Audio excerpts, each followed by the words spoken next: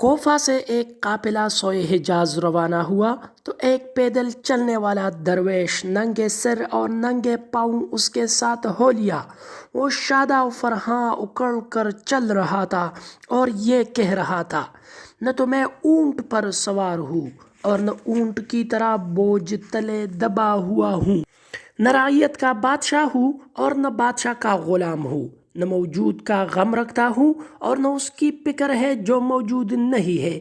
آرام سے سانس لیتا ہوں اور عمر گزارتا ہوں۔ ایک مالدار اونٹ سوار نے اس سے کہا، اے فقیر، کہاں جا رہا ہے؟ سفر کی صعوبت تجھے مار ڈالے گی۔ اس نے نہ سنا اور سارا کی طرف چل دیا۔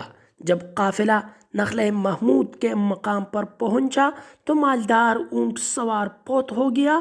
درویش اس کے سرہانے آیا اور کہا، ہم تو سختی سے نہ مرے اور تو خوش بخت اونٹ پر مر گیا۔ بہت سے تیز رو گھوڑے ہیں جو منزل سے رہ گئے اور لنگڑا گدھا اپنی جان منزل تک لے گیا۔